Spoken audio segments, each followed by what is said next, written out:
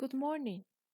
This semester we are going to review some tenses that I'm sure that you have already seen before.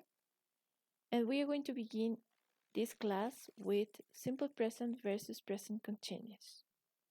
Let's begin with simple present. The simple present is one of the most common tenses in English. For the conjugation, we only have two basic forms for the simple present tense. One ends with S and the other doesn't. Let's see the examples. We write on a paper. She writes on a paper. We use the simple present to talk about general things and scientific facts, permanent or long-lasting situations, things that happened repeatedly, when action follows another, timetables and schedules. And we also use them with assertive verbs. Let's begin with general things and scientific facts. The sun sets in the west. And we know that because the sun never sets in the east, south, or north, but always in the west. The earth revolves around the sun. We also use the simple present to talk about permanent or long lasting situations. For example, he works as a fireman. He lives in a small village. We use the simple present to talk about things which happen repeatedly, regular habits and daily routines. For example, he usually wakes up at 10 after 10. She goes hiking every Saturday. We use to talk about an action follows another. An action in the present taking place one after another. We use the words first, then, after that, etc.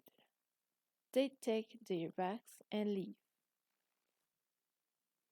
We use the simple present to read timetables and schedules. The new class begins next week. The plane doesn't leave until 4:22. The spelling rules are very easy for the simple present, especially for the third person singular he, she, it. Most verbs add an s to the base form of the verb. For example, want, wants, eat, eats, help, helps, drive, drives. We add es to the verbs that end in ss, like kiss, kisses, ch, like wash, washes, ch, like watch, watches, x, like fix, fixes, or o, do, does, go, goes. The verbs that end in a consonant plus y change the y to ies. We have carry, carries, fly, flies, worry, worries, try, tries. When we have the verbs that end with a vowel plus y, we only add s. For example, buy, buys, say, says, play, plays, enjoy, enjoys. Frequency adverbs are very common in the use with the simple present. We have always, usually, often, sometimes, not often, rarely, and never. Let's see that sometimes and usually can also go at the beginning. For example, they sometimes go to La Paz on vacation. We can also say sometimes they go to La Paz on vacation. The adverbs of frequency, like every day, every night, every week, every year, etc., go at the end. We have classes every evening. we're going to see the present continuous. The form of the present continuous is always with verb to be plus the verb ing.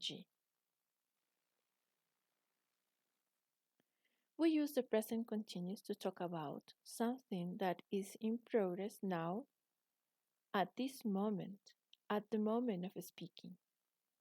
We also use it to express temporary activities or situations not necessarily happening at the time of speaking, to talk about arrangements we've made for the future. Let's see, at the time of speaking, she is reading a book now. An activity or situation that is true now but is not necessarily happening at the moment of speaking. He is reading an interesting book these days. But of course, in this moment, he's not reading the book.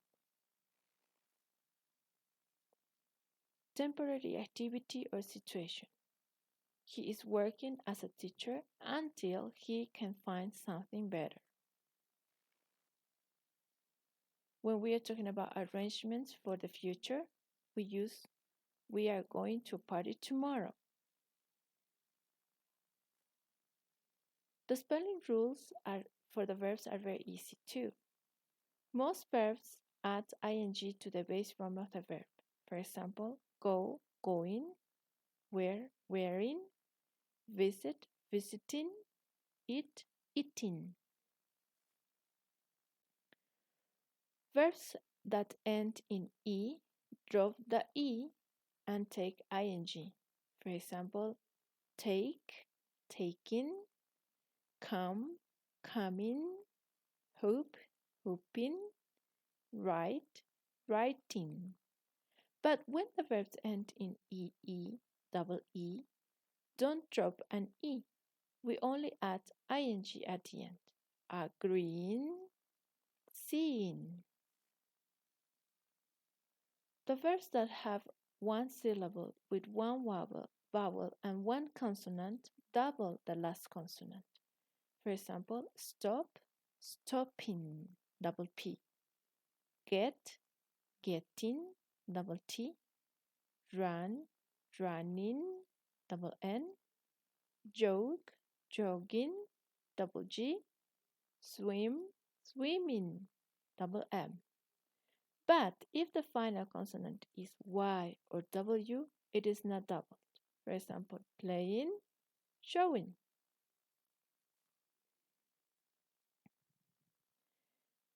Let's see these verbs that end in IE. They change to YING. Lie, lying, tie, tying. Some typical time expressions are for now, now, right now, this moment. The present time period, these days, today, this week, this month, this year, currently. Near future, this afternoon, tonight, next week, on Sunday, after dinner, tomorrow. Or repeating actions, always, constantly.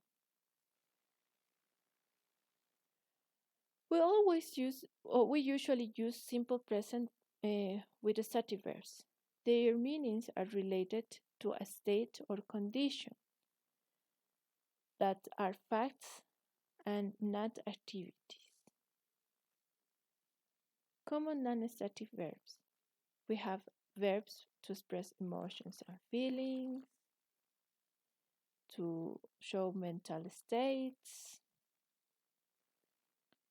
to express wants and preferences, to talk about perception and the senses, to talk about appearance and value,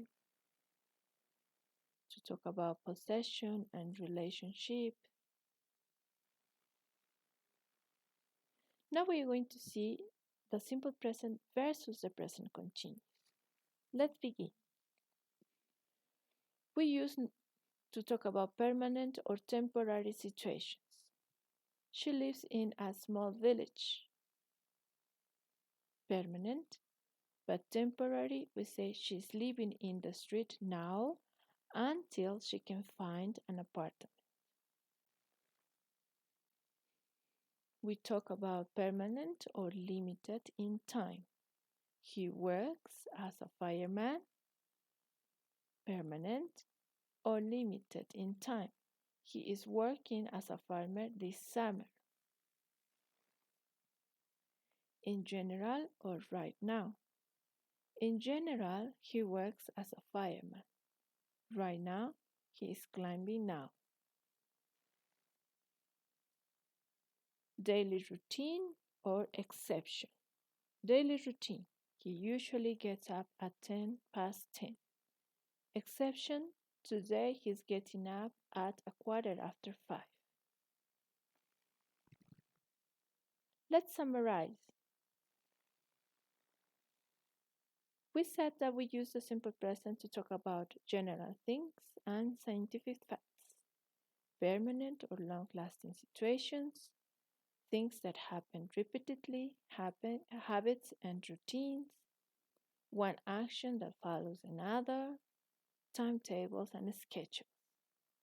We also said that we use the present continuous to talk about something that it is in progress at the moment of speaking, temporary activities and situations, and arrangements for the future.